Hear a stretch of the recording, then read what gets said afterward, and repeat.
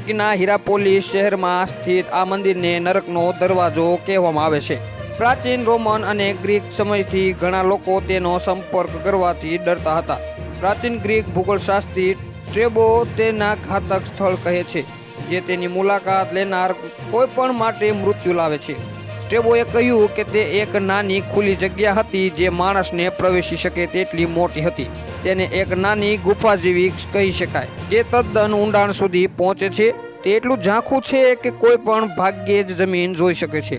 જે જીવો તેમાં લાવવામાં આવે છે તે પડી જાય છે અને મૃત બહાર ખેંચાય છે।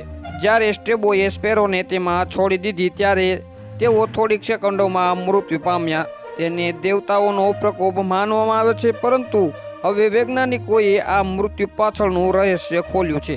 મળતી માહિતી અનુસાર આ જગ્યાનો ઉપયોગ એક સમયે ધાર્મિક બલિદાન માટે થયો હતો, જેમાં પક્ષીઓ, બળદ અને અન્ય પ્રાણીઓને દેવતાઓને પ્રતીક તરીકે જોવામાં આવ્યા હતા।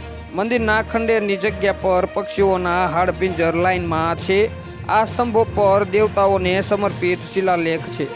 આ સ્થળ પર ખોદકામ કરી રહેલી પુરાતત્વવિદોની ટીમ પણ મંદિરમાંથી વિચિત્ર વસ્તુઓ મળ્યા હોવાનું જણાવ્યું હતું।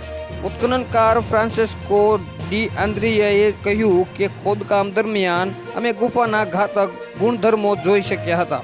ગરમ અને ખુલ્લી જગ્યાની નજીક જવાનો પ્રયાસ કરતા ઘણા પક્ષીઓ ટપોટપ મોતને ભેટ્યા હતા। મંદિરની આ ગુફા પાસે જતા પક્ષીઓના મોત થયા હતા, પરંતુ આ કારણ કોઈ રિસાયેલા દેવતાઓના શ્વાસ નહોતા। એવું થયું કે પૃથ્વીના સ્તરથી ખતરનાક ગેસ ગળતર થઈ રહ્યો હતો।